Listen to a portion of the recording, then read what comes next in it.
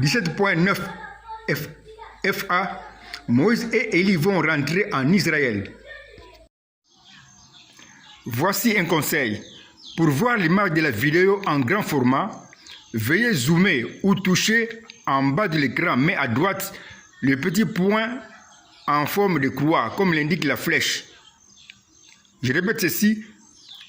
Pour voir l'image de la vidéo en grand format, veuillez zoomer ou toucher en bas de l'écran, mais à droite, le petit point en forme de croix indiqué par la flèche. Bien sûr, tout dépend aussi de la marque du portable. J'ai démontré dans la vidéo précédente que le plan de salut d'Israël était écrit dans la vie du Messie que je suis. Le Messie sera mort 2 jours et va recevoir la vie à l'ouverture du 3e jour qui est représenté par l'ouverture du voile, comme le montre le dessin ci-après. Au 1er jour, le Messie sera mort. Nous le voyons couché au-dessus du bassin d'eau. Au 2e jour, le Messie sera encore mort. Nous le voyons couché au-dessus de l'autel de sacrifice. Nous sommes alors dans le lieu saint. Au 3e jour, le Messie sera vivant. Il va recevoir la vie à l'ouverture du 3e jour. Pas à la fin du 3e jour, mais à l'ouverture du 3e jour, c'est-à-dire très tôt le matin. Nous voyons que Israël va suivre le même schéma, comme le montre le destin qui est en bas. Au 1er jour, pour Israël, c'est 1000 ans. Au 1er jour de 1000 ans, Israël sera encore mort. Nous le voyons couché au-dessus du bassin d'eau. Nous sommes alors au parvis. Au 2e jour de 1000 ans, Israël sera encore mort. Nous le voyons couché au-dessus de l'autel de sacrifice. Mais au 3e jour, Israël sera vivant. Il va recevoir la vie, pas à la fin du 3e jour, pas au milieu du 3e jour, mais juste à l'ouverture du 3e jour, qui est ici représenté par l'ouverture du voile. C'est-à-dire au commencement du 3e millénaire, comme le montre le dessin. Au 3e jour, c'est-à-dire au 3e millénaire depuis la mort de son Messie, mais exactement à l'ouverture, c'est-à-dire au matin ou au commencement du 3e millénaire, Israël recevra la vie. Le calendrier actuel qui est romain a un retard de 8 ans. Depuis la mort du Messie, c'est 23 ans. Nous sommes déjà dans le 3e millénaire. Or, le précieux prophète Branham a révélé que le calendrier actuel qui est romain a un retard de 8 ans par rapport au calendrier prophétique présenté dans les 70 semaines de Daniel. Les temps sont donc très avancés pour Israël. Quelque chose de spirituel doit déjà se passer en Israël. Le précieux prophète Branham a aussi révélé que Moïse et Élie seront de retour en Israël. En tant que l'auteur de ta Bible, qui t'enseigne à partir des images qui sont dans les récits bibliques, je t'ai démontré la promesse du retour de Moïse et Élie en Israël. Par leur esprit de Christ, de ramener le peuple à son Dieu, sous plusieurs formes, entre autres sous la forme de Médad et Eldad qui ont prophétisé dans Nombre 11.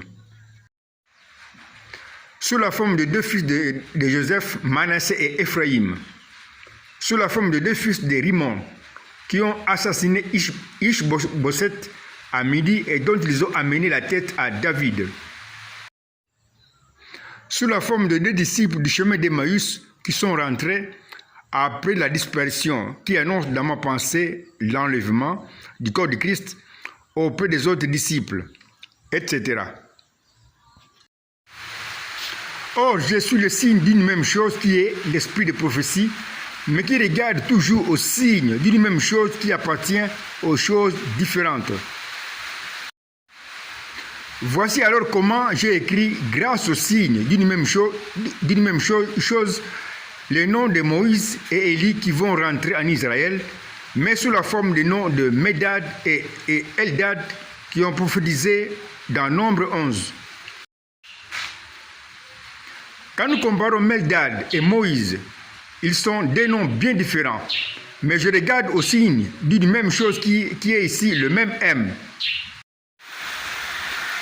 Le même M devient un signe de liaison ou le passé signe de l'unité qui unit les deux noms bien différents dans un mariage spirituel ci-après.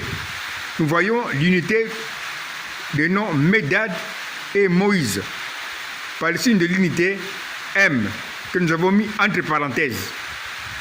Je répète ceci, le même M devient un signe de liaison ou le passé signe de l'unité qui unit les deux noms bien différents dans un mariage spirituel ci-après qui montre l'unité des noms différents Medad et Moïse par le même signe de liaison qui est ici mis entre parenthèses, le même M. C'est bien montré, le même M.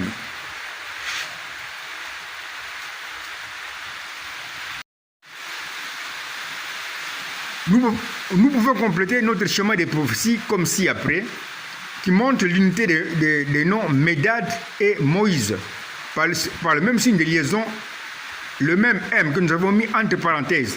Nous pouvons maintenant lire la prophétie en bas du schéma. Nous lisons Medad, dans ma pensée, en tant que l'auteur de ma Bible, représente Moïse. On lit ça, on répète ceci. Medad, dans ma pensée, en tant que l'auteur de ma Bible, représente Moïse. Quand nous voyons dans le récit biblique le nom Medad, dans ma pensée qui a créé ce récit, je vois simplement Moïse. Je vois simplement Moïse que j'ai promis qui sera de retour par son esprit en Israël. Ceci est parfaitement en accord avec ce que le précieux prophète Branham avait révélé. Quand nous comparons Eldad et Élie, ils sont des noms bien différents, mais je regarde aussi d'une même chose qui est ici, le même EL.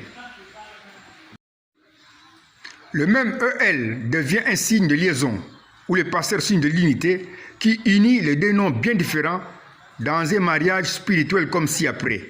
Nous voyons un mariage qui montre l'unité de Eldad et de Élie, avec comme signe de liaison, entre parenthèses, EL. Nous pouvons compléter notre schéma de prophétie comme ci-après, dans un schéma qui montre l'unité de Eldad et de Élie. Nous lisons la prophétie en bas.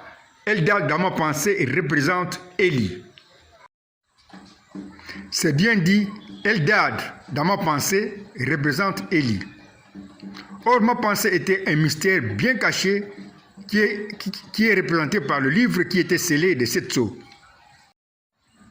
Or, comme tu vas le démontrer plus tard, dans Lévitique 25, ce livre scellé de 7 sceaux qui représente ma pensée était ouvert spirituellement par le précieux prophète Branham.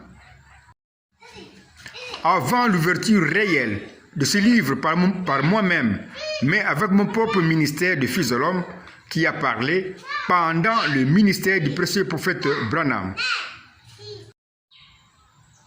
Voilà pourquoi le précieux prophète Branham, qui est mon véritable prophète, peut dire avec la révélation que je lui ai donnée, Moïse et Élie sont les deux témoins qui seront en Israël. Toi, 4 bâtonnets, tu n'es pas du tout un prophète. C'est pourquoi je t'enseigne à partir des dessins de prophétie, mais je t'avais dit ceci. Tout ce que je te dicte doit être en accord avec le message du précieux prophète Branham, qui doit être ton absolu. Et s'il arrive que je te dicte quelque chose qui semble contredire le précieux prophète, cela veut dire que toi, tu m'as mal compris. La suite dans 17.9b, Moïse et Élie vont rentrer en Israël.